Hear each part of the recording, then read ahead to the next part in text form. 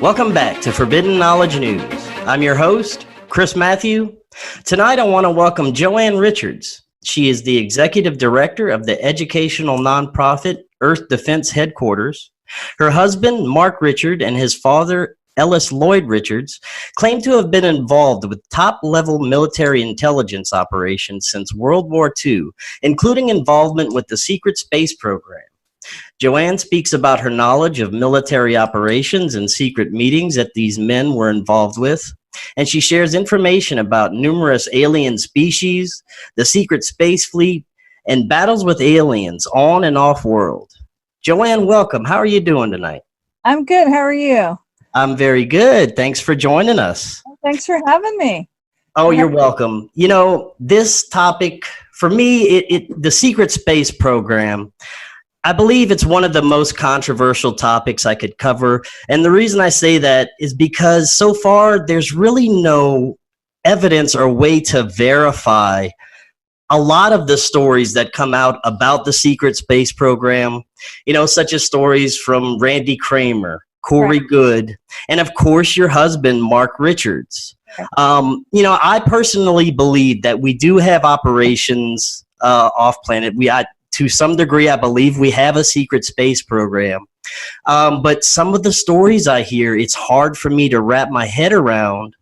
But it is compelling, a lot of the stuff. And a lot of the stuff, it makes me wonder, how could they get this information? And, there's been a lot of future predictions that have come out of this so-called secret space program. So a lot of the information I find very compelling, and it's very fascinating. So tonight we're going to hear your story, we're going to hear Mark's story, and let the audience decide for themselves. Okay. So let us start with a little bit about yourself and how you met Mark. I am a California native. I have lived other states, but I'm a California native, and currently I live in Northern California. I am a bookkeeper by trade. That is my bill-paying day job. And I am a mother and a grandmother of 3. So that's a highlight of my life. And let's see what else. I met Mark in September of 1997. He had already been in prison for like 10, 15 years. And I had a roommate whose husband was in prison. She came home one day and said, hey, I met this friend of my husband's. He was visiting his mom.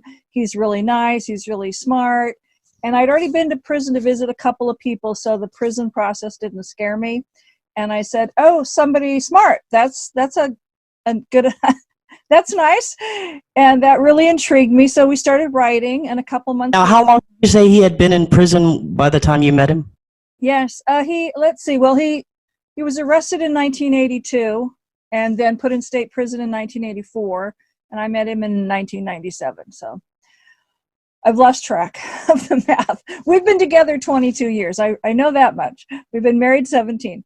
Anyway, we wrote for a couple months, and then I got approved to visit him in person, and we started visiting. We courted for 5 years, got married in July of 2002, been married 17 years. So that's the skinny. Okay, so when did you start finding out about his supposed involvement with these operations? It was probably a few years into the relationship, I would say.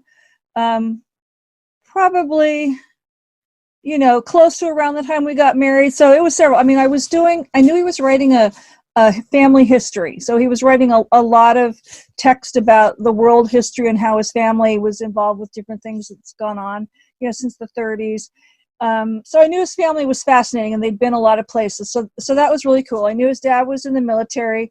We didn't discuss too much about his military involvement at that point. But then I had a small publishing company, and one thing led to another, and he asked me to type. He started giving me some very interesting reports, and some of them I needed to type up. And one was about a space battle, and so I had to read the whole thing. And this was several years into the relationship. Yeah, we hadn't gotten married yet, I don't think, but who knows? It's, it all kind of gloms together. Anyway, and I'm reading about him going into space with spacecraft and meeting aliens and almost getting killed, and he's in this battle, and it's like, wow. And he got wounded. It's like, this was kind of amazing. So in 2004, he asked me, said, oh, I hear there's a UFO conference going to go on in Santa Clara, or San Jose, Santa Clara. It was 2004. Why don't you go see what it's all about? It's like, okay.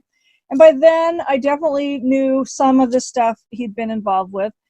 And I went and I listened to all the speakers, and I didn't really know much about the UFO field and what speakers out there were talking about. But I met Richard Dolan and several other cool people, and it's like, oh, he's got some similar information to what my husband's written about. So that was good. And Mark had said, well, go see if anybody's talking about reptilians. And there was one guy talking about reptilians. So I found that very fascinating. And the next year I had enough material to have my own booth at that conference.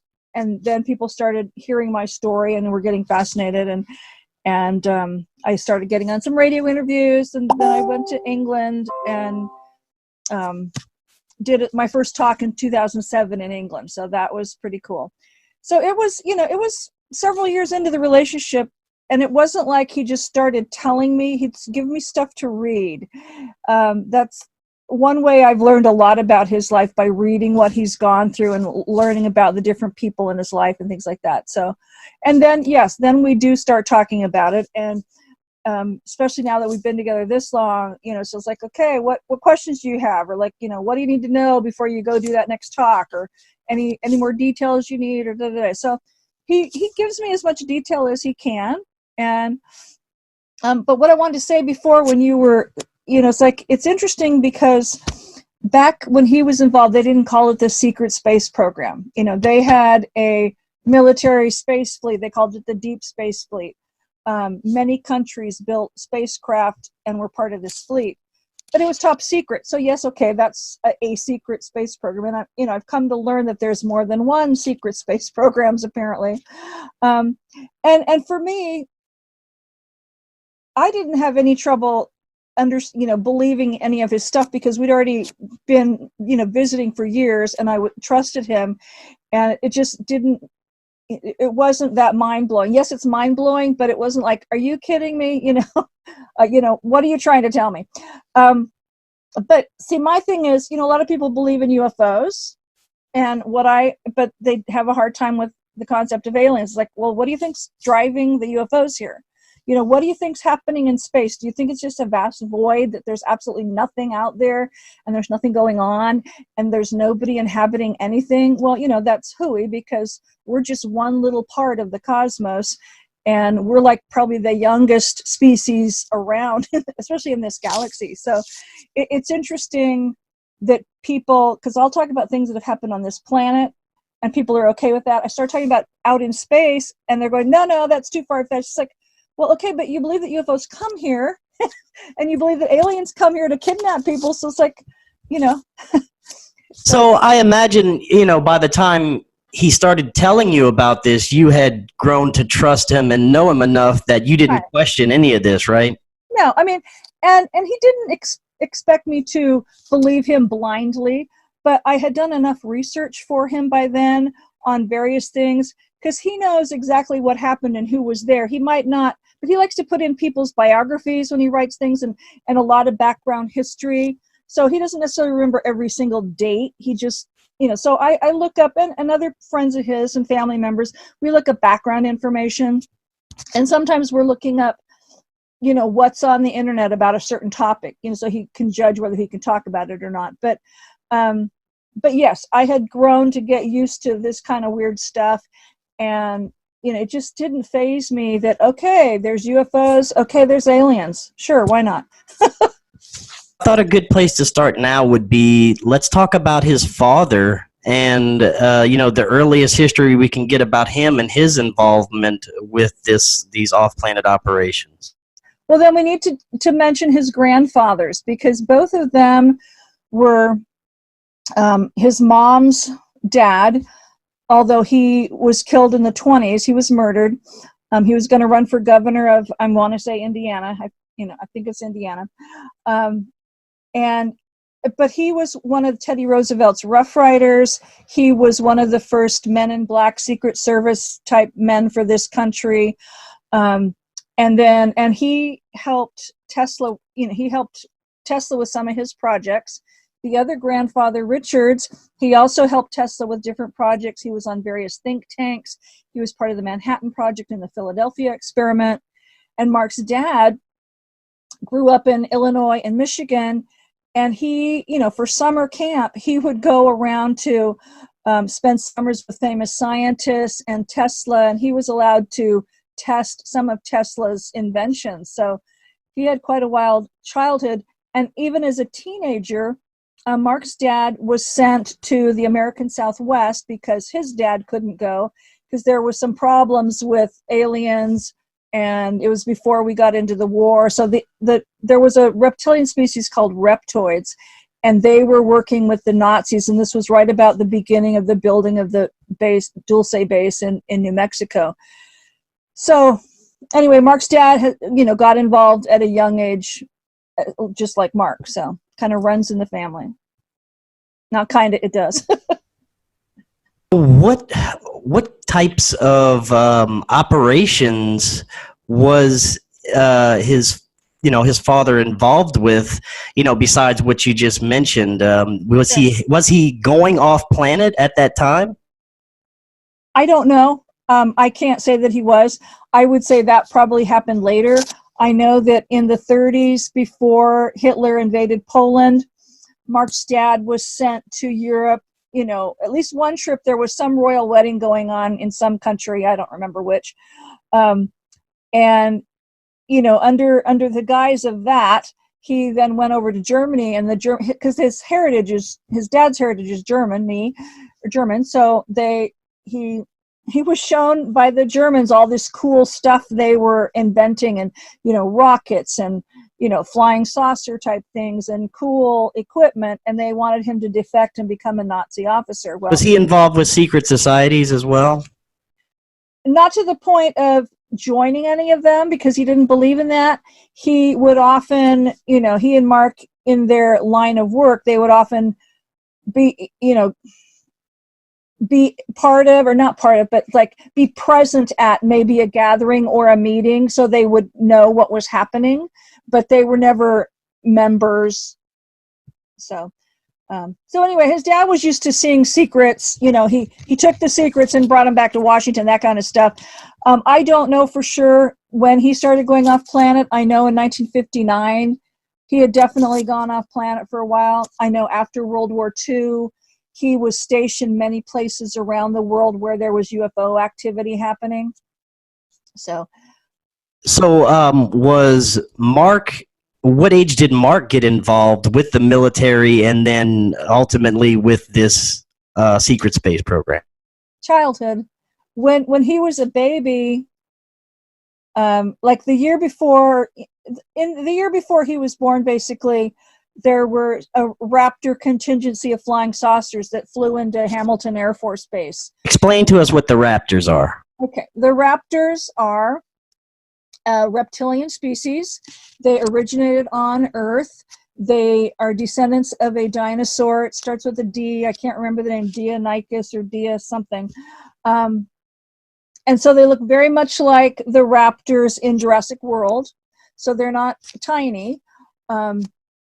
And anyway, they're, 20 genetic markers different from us. They still look like dinosaurs to this day. They love looking like dinosaurs.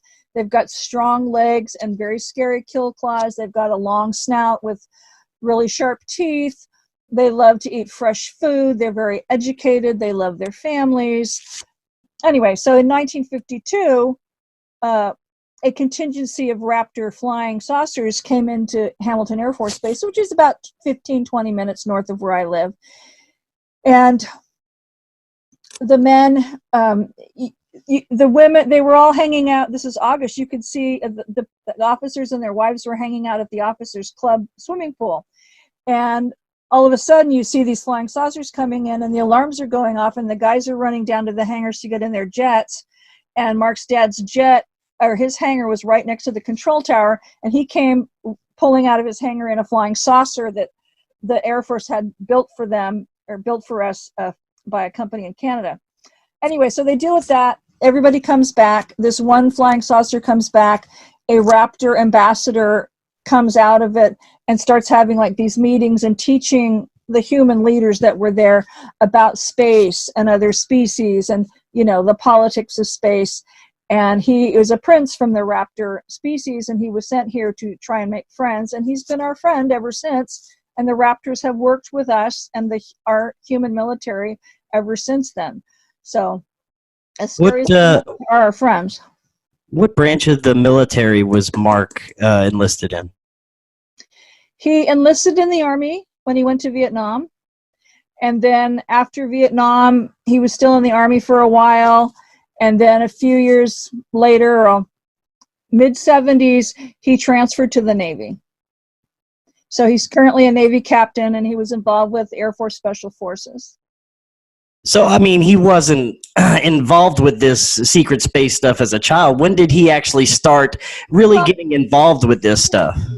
When he was 7, there was a treaty conference held in England, and his dad helped organize it and he ran security. And Mark was one of like 2 human children that were allowed to be around all the aliens and the people at this conference. Prince Charles was there for the opening ceremonies, but it was basically Mark and one of his little friends that were there for the conference. So he's definitely seen aliens since he was 7. What I was going to say is, after the 1952 meeting, when he was born the year later, the Raptors came back and did a, Lion King type naming ceremony with him. And so they've known him since he was a baby. He remembers them when he was about 7. And then over the years after that, I don't know that he was always around aliens, but he was going with his dad to air bases and hearing things. When they moved to England in 1960, they were in England for a couple of years. And his dad used to take him to bases because he was always checking on security. And Mark got away from the airmen, and his dad found him in a room where there were all these like code machines, rattling off code and stuff. And Mark's going, they're talking about being on the moon and Mars right now, not in the future. So we had something going on on the moon and on Mars in 1960, but that's all he said. So he has been around this stuff growing up, and he's known secrets, basically since the time he was 7 or 8. So he has actually had missions off planet? He has. He's, I know of 3 or 4. I know of 3 that I have reports about. One was July of 1976, and there was an invasion fleet coming in through dimensional portals over China, and he was in charge of the battle. So, and he had to, when they flew back, they had to implode or destroy the portals or close them with, I don't know if they were atomic bombs or neutron bombs. There were some kind of bombs. Antimatter, that's what it was. I'm sorry. Anyway, they destroyed the portals to close those off, and he went out into space somewhere that he can't tell me. So there's one time. Then the following year, there was another invasion fleet coming in September of 1977. We had some Marines working on a base or building a base on the moon and working on installing some super telescope. And so that base was attacked. The Marines were killed by aliens that were on the moon. The base was attacked by an invasion fleet of various species.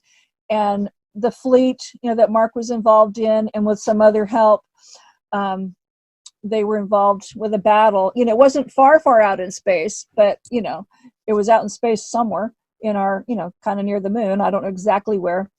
2 years later, but I know he's been out.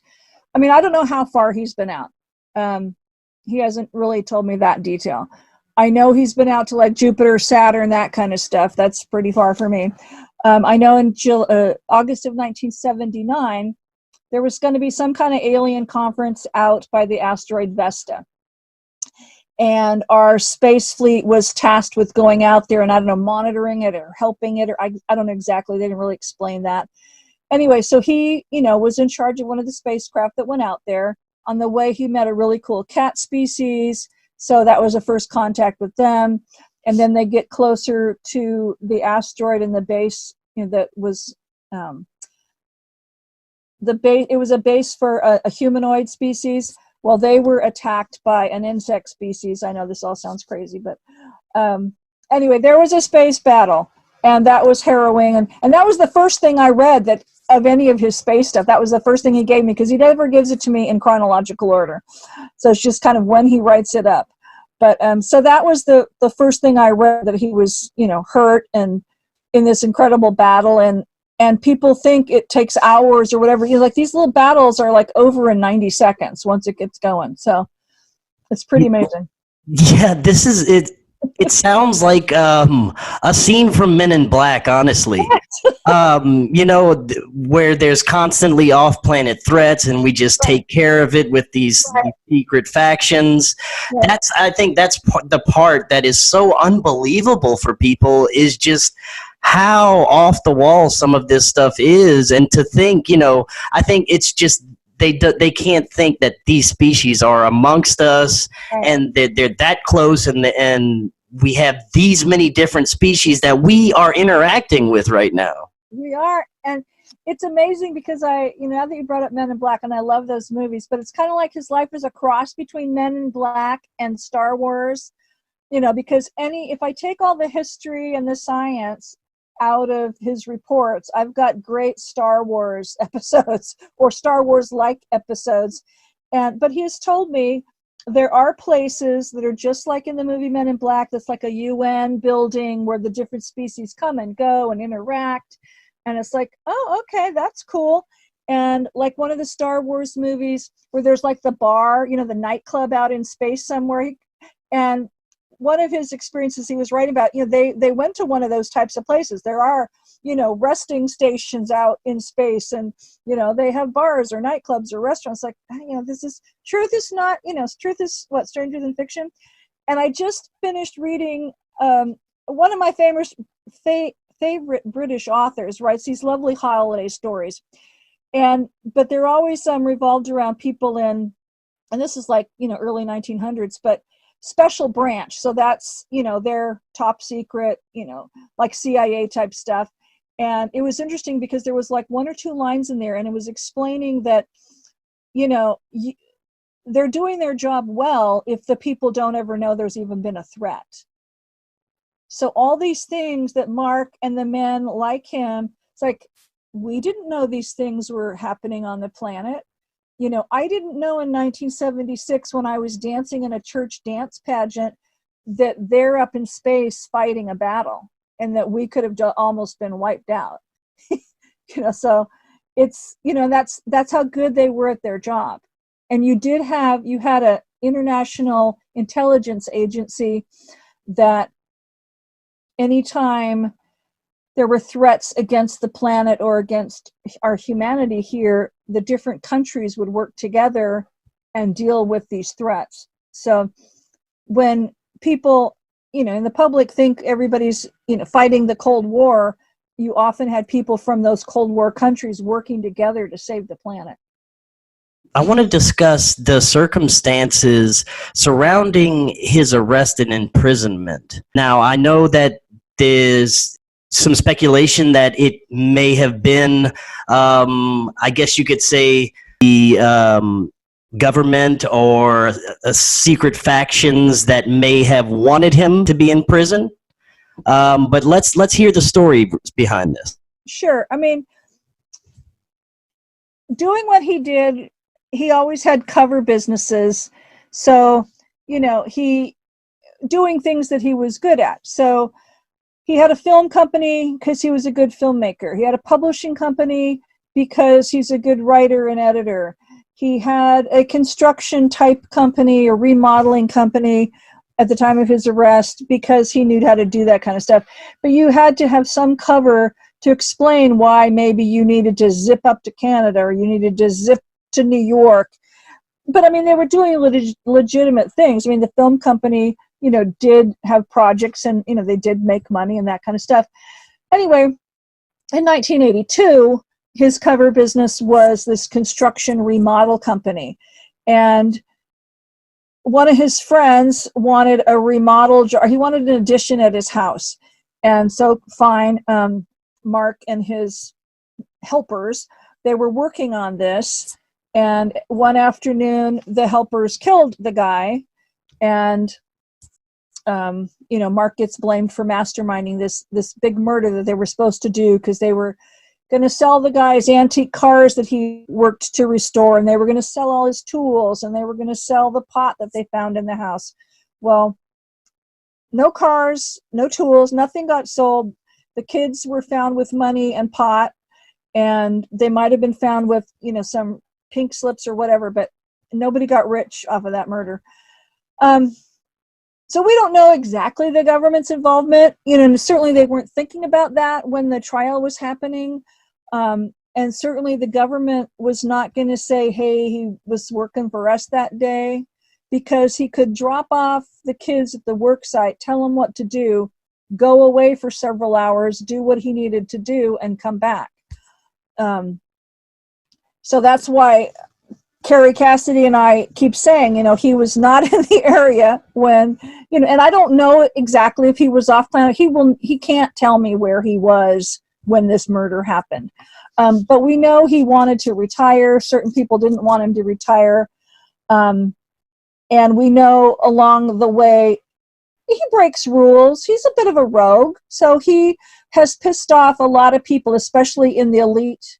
He has no criminal history, right? He's never, had any arrests prior or anything. He was charged once, and I don't even know how old he was, with being part of a car theft ring, which is totally bogus. The other people, and that keeps being brought up lately by certain people that I don't want to talk about. But so yes, he was charged, and then the charges were dropped. So he was never convicted or anything like that. And the other people that were involved, anyway, they were guilty. But as far as I know, that's the only trouble he's ever been in, and it was nothing. So no, he's not a career criminal. He's very good at his military stuff that he does. And anyway, so these kids that did the murder said he was masterminded the whole thing. So they all got arrested, and even though they were all tried in as adult, he got life without parole, and the other kid got, well, he's not a kid anymore, but he got 25 to life. The other kid, who kept changing his story so that the DA could use it, all his hearsay evidence, because he wasn't supposedly there, he got full immunity. So I don't know how that worked. But there were a lot of elite people that Marcus pissed off along the way. Like, he was involved with a battle at Dulce, a rescue mission at Dulce in New Mexico. The elite people that wanted that base to be, the stuff that was going on there, they were allowing that to happen. They didn't want, they weren't happy that the military went in there and tried to clean it up. So, I don't know. I know Bechtel hates him. I know many elite folks hate him. So who knows? Pick a reason. And whether the government planned us all, I don't know. It's probably more like it was an easy circumstance for them to use to get him out of their hair. So, Now, it must be really hard for you. How is it looking for as far as him ever, getting out? It's looking slimmer and slimmer. We kept hoping. I mean, technically, all his legal remedies have been exhausted. And we keep hoping that certain legislation here in California that gets put in front of the state assembly or the state legislature, like, let's let the old guys out who've already, they're over 60 and that's really old for prison. And maybe that passes, but they're not going to apply that to people with life without parole. Or let's let the guys out that have serious medical problems, but now we're not going to let that apply to life without parole. So there's a lot of things we were kind of hoping for that aren't going to happen because he's life without parole. And a lot of people are applying for governor commutation so they can start having parole hearings. because of a certain attack on us at the moment, he's not applied for his yet because, we don't want their attack to sabotage our commutation attempt. So. Well, how is his spirits nowadays? How is he handling all this? Well, he's amazing because he keeps very busy. He has a job, a full-time job there. He teaches 2 or 3 writing classes. I've lost track. It's at least 2. There might be 3. I don't know. He used to teach a debate class. He's part of a veterans PTSD group. He was just recently elected commander of the prison-wide Veterans in Prison group. And he's the highest ranking military officer at the prison. And so he keeps very busy, and he's constantly mentoring various inmates and, helping support other people and things like that. So he has a lot of respect among the inmates. Okay, so let's talk a little bit about the secret space program. Okay. Now, from what you know, how advanced are we talking? Because you're saying back in the 60s and 70s, we were traveling to as far as Saturn and Jupiter. I mean, what that makes me think of, what do we have now? So let's start with the forms of travel. How were they traveling to, say the moon and Mars? In the late 40s, after World War II, the Air Force tasked the RAND Corporation to build a rocket that could, be launched and then actually land back on the moon, kind of like, I think that's Elon Musk's rocket. Doesn't his re-land? I think I get the 2 guys mixed up who have the rocket programs going. Anyway, so it can re-land. Then you also had in the late 50s, you had like an uncle or some kind of uncle, great uncle of Mark's, Theodore Taylor and Freeman Dyson, invented or developed a program called the Orion Space Battleship ships, and they were battleship-sized spacecraft that would go out in space, and I don't know how far they could go exactly, but they were originally launched with nuclear bombs and then propelled by nuclear bombs. That's why we still had stockpiles of nuclear bombs when everybody thought we should be getting rid of them. And then when he was I mentioned the conference he was at as a little boy. So 1961, he's at this conference where there's aliens. He's talking to some alien children, and they're going, you humans have been out in space for quite a while. So we definitely had been out in space since the 50s. I don't know what they did with the RAND rocket, but at least we were out in space and going to the moon in the 50s. And I don't know how far they went because he really hasn't gone into a lot of detail. Those ships, the ones that survived, and they were built, like the United States built 2 of them, different countries built others. There were 9 battleship size craft, and then smaller support ships, just like a normal, Navy, earthbound Navy here.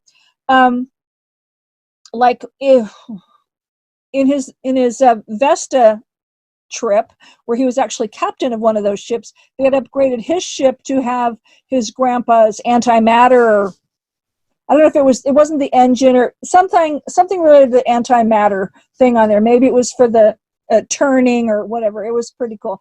So they were upgrading the ships, and I don't exactly understand all the science.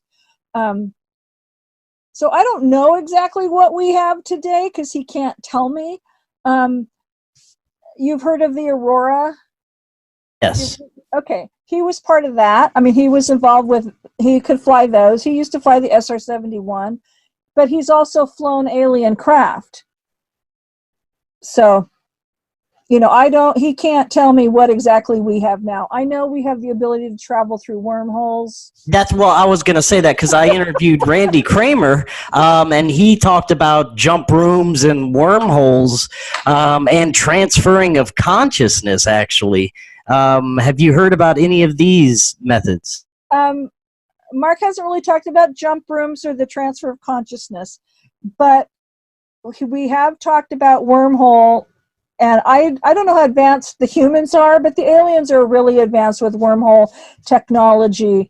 And like the Raptors, for example, are really good at it. So what Mark knows about it, he can't share with me because they don't want us to know what they know.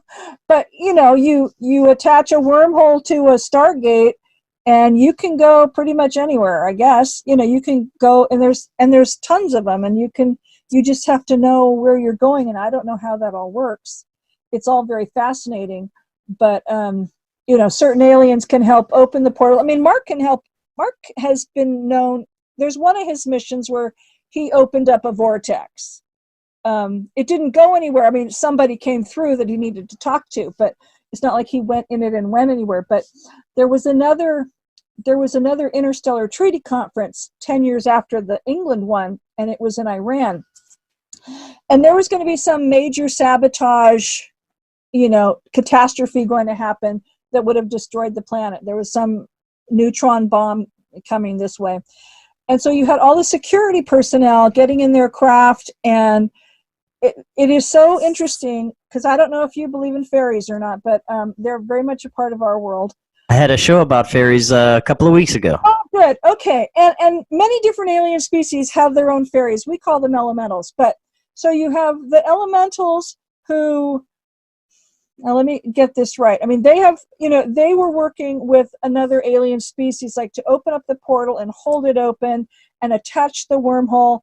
And then the security personnel were like in their aircraft and heading straight to the ground to go into the portal, to go out in space to deal with whatever they had. Just like, I cannot imagine heading your ship nose down to the ground and then going through and trusting that that's going to be open and going through a portal.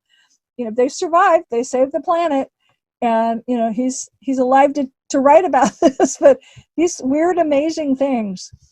So now, I've also interviewed, along with Randy Kramer, another super soldier. They call, I guess that's what they're called now, is super soldiers. Right. And they were involved with a program called 20 and Back. Are you familiar with that? I am, because of Randy and a couple other people. Mark was not part of that. So I'm sure he knows about it, but we don't really talk about it. And he said he's definitely not part of that. So now, did they have any type of, super soldier programs when Mark was involved? Well, they didn't call it that, but it's funny because my friend Lorianne Fenton, who organizes conferences out here, loves to say that he's like one of the earliest super soldiers, even though they didn't call him that. He will say, he's brilliant. And he does have some special skills, and I don't know what they are, but he can talk telepathically to various creatures and to the elementals. He's got PSI ability. He has said to Carrie and I that he's had some enhancements, but it's not like he's a bionic person and he's not been cloned a million times. I mean, he looks his age. He's 66 and he doesn't look 20. So he'd love to look 20 again, but he doesn't look 20. He doesn't look old and decrepit either, but he has aged, but he apparently has some enhancements, and that's about all he'll say. So you mentioned briefly earlier that there are different factions involved with different, types of secret space programs. I've interviewed many people that agree that there are competing factions, whether it be with the secret space program or the deep state, the Illuminati, whatever you want to call it, that there are different competing factions, basically just competing for control. And it's hard to tell who is malevolent, who is for us, who is against us, or if any of them are helping us or on our side at all. You mean the aliens or the... I'm talking about the human factions here that are, running things. Well, interestingly enough, there's no one faction that's in control. Mark will say the Illuminati is the most powerful. But so I always thought, okay, Illuminati, bad, evil, awful, don't get me near them. But he also, in some conversation with Carrie, it was brought up that, well, there's, like white Illuminati and black Illuminati. And it's like, really? And he goes, and by the way, so-and-so was like white Illuminati. It's like, well, that just amazes me. So I didn't even know that. But so obviously every group would have their factions, but And then you have different governments and groups who have aligned themselves with various alien species. So not always for the betterment of humankind, maybe the betterment of them because they're greedy, but not necessarily good for us. You know, what was good for George Bush is not necessarily good for his daughter or kids, or they had 2 kids. Okay. Well, let's talk about some of those species that are involved with us. Let's talk about the good, the bad, the indifferent. Let's start with the ones that are helping us. You talked briefly about the raptors. What other species do you know that are on our side right now? Well, there is a lovely dog species that has a huge base in Australia, and they are nothing but merchants. I mean, they've been around. Apparently, they've helped humans for thousands of years on this planet. So they've always been our friends, and they're good with medical things. But right now, their focus is to sell commodities off to aliens off planet. So they buy up luxuries like Rolex watches, lots of chocolate, you know, bling, different kinds of bling, you know, nice scarves, things like that. I don't know what else, and then they ship it out to space, and they're making a lot of money. And so they're cool. They're just this cool dog species. They don't kidnap humans. They don't transport kidnap humans. You know, they're very cool. Mark's known them for quite a while. There's several really nice cat species that I don't know how actively they're helping us, but they're certainly our allies as far as I know. You know, there's one that the cat species that he met when he went out to the asteroid Vesta, that mission. You know, they're just these lovely tall cats. They've got wings. They dye their fur. They hum and sing, and they talk with telepathically, and they're really cool. I know a few of them came back with him from that mission and live in an embassy, you know, somewhere here on this planet. And there's another cat species that are scientists, and they come here, at least one in particular that's his friend. You know, they come here to explore and find evidence that their species has been here, where they've been on the planet. And, you know, a lot of species just come here because this is a nice planet and they want to come for vacation. So, you know, they're not all out to get us. And then the mantid beings are, I think, they are allies at this moment. And you have certain grays do work with us, and certain humanoid species work with us. So. Okay. So what about the ones that are not working with us? So the biggest one, that, you know, capital R, are like cousins of the raptors. So they too originated here on this planet.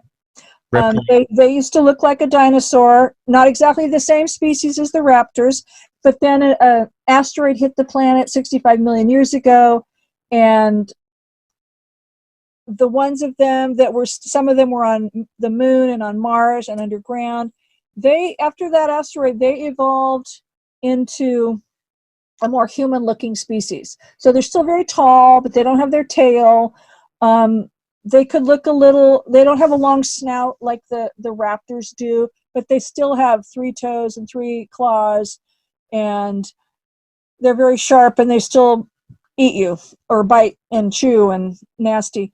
They remind me of what was in the TV show V, if you ever saw that.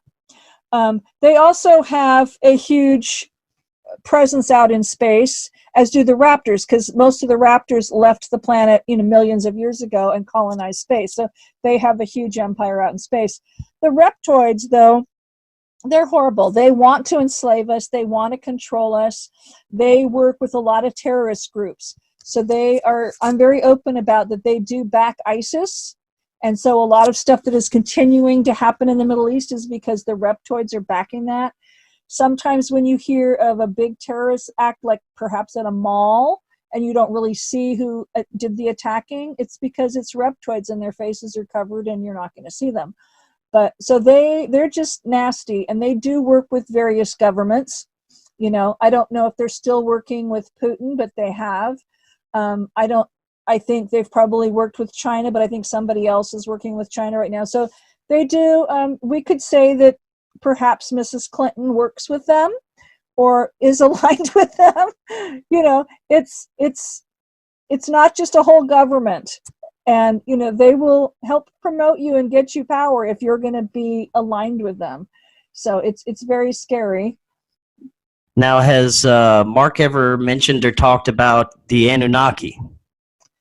Not really. He included in the report that he wrote about the Iran conference, there is a section on the Anunnaki, just because of the area of the world that this conference was taking place, and he wanted to include their history. But he mostly just pulled in history and quoted other sources of other researchers.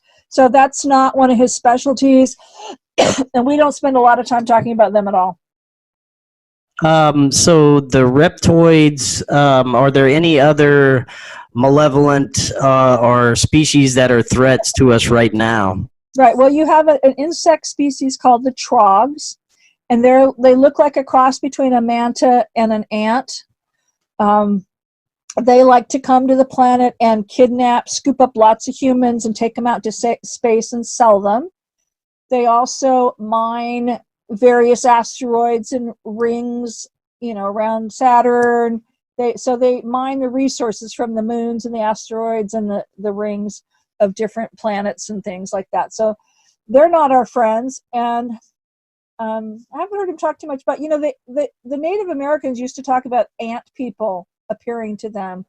And I don't think they were very nice, but I don't hear much about them anymore. The other big one that we hear a lot about are the Dracos, which is funny because the Raptors' empire is called the Draconian Empire, even though they're totally not at all associated with the Dracos.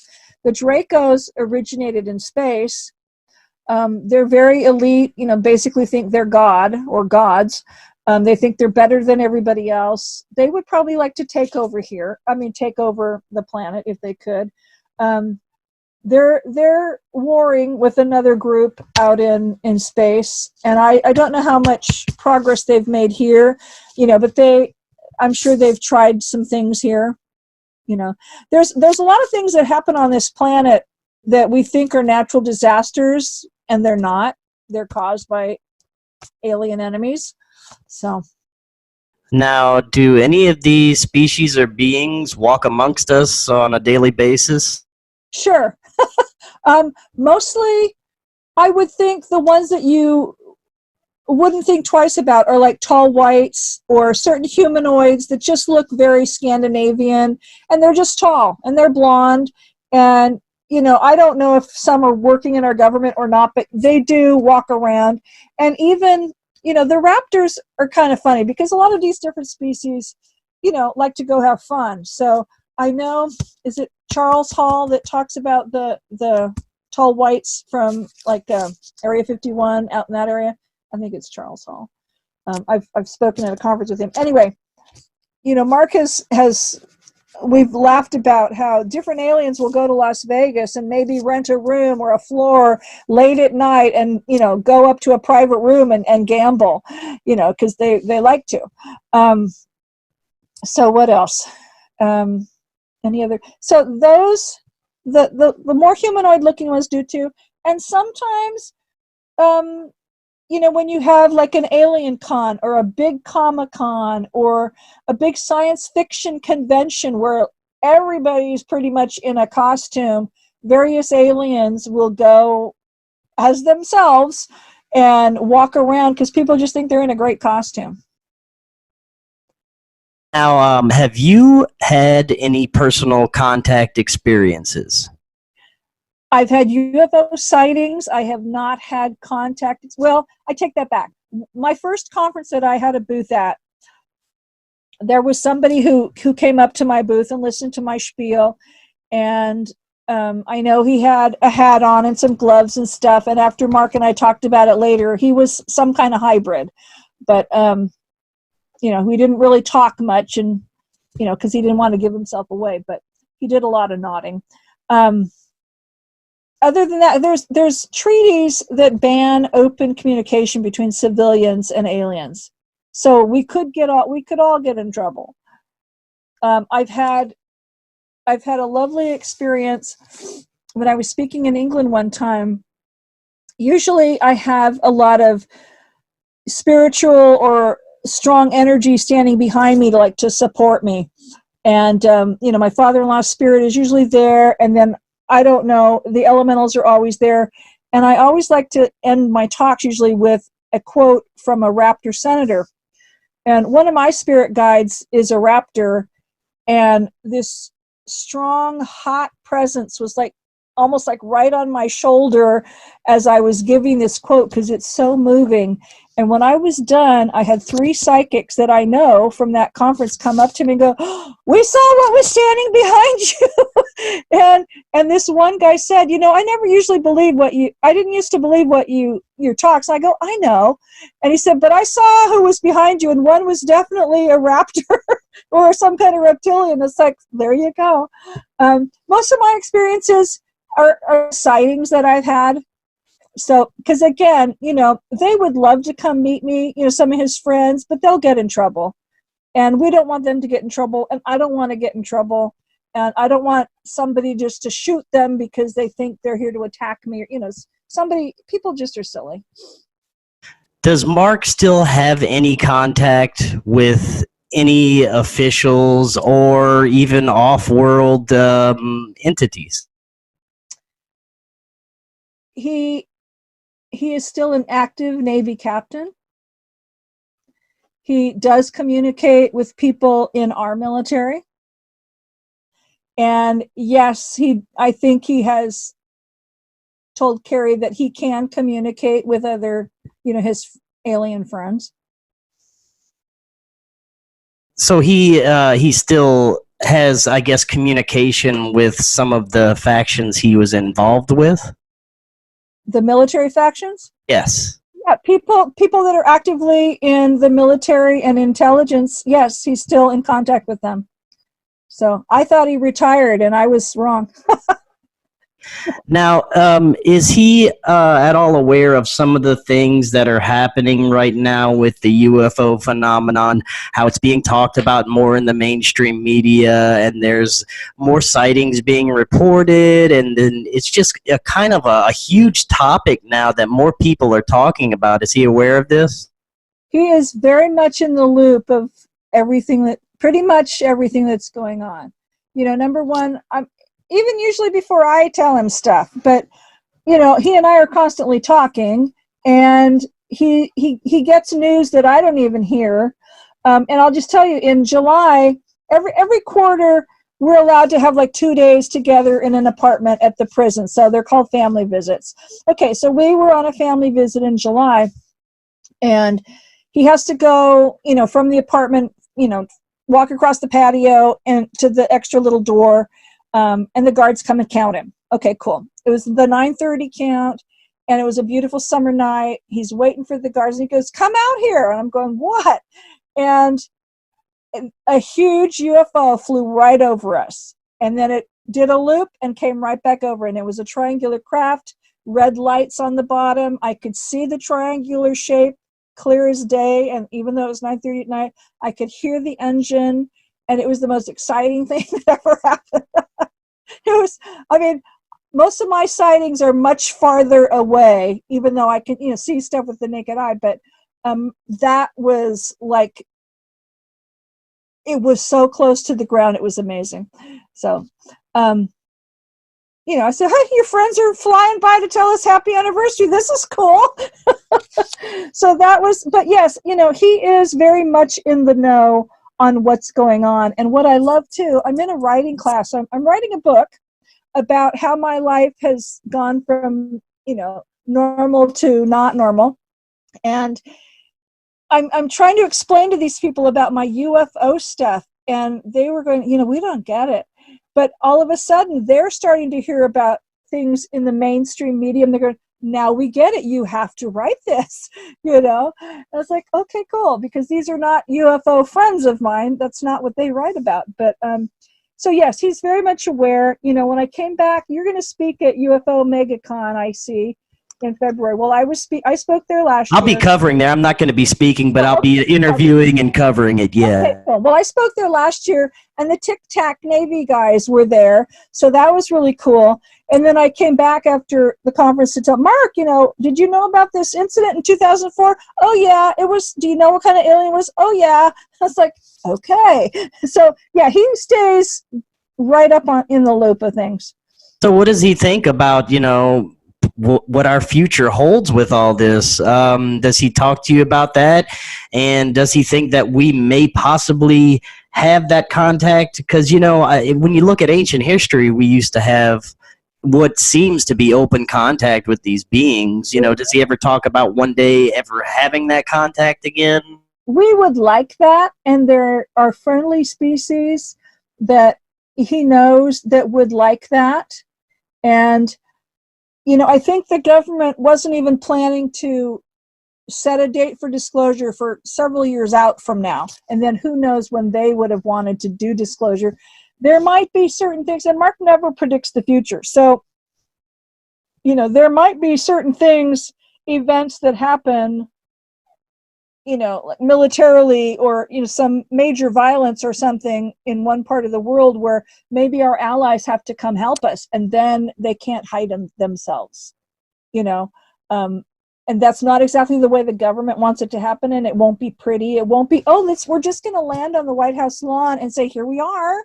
And then again, you have certain factions who don't want disclosure to happen. You have factions, human factions and alien factions that do want disclosure to happen, because the ones that are selling commodities out to space, they would love for us to be their clients. Wouldn't that be cool if the dogs and us could be friends, because then they have a whole new customer base. They think that would be great. And I've always teased Mark. I said, I want a big house with a big lawn and a big field where your friends can land, and we can have tea with everybody, and we can do workshops, and, a long driveway so nobody sees who's coming and going, and, all the grandkids can come. And, that's what I would love, to be able to have this open, friendly communication with them. But, just again, and, I said, there's some people attacking us right now.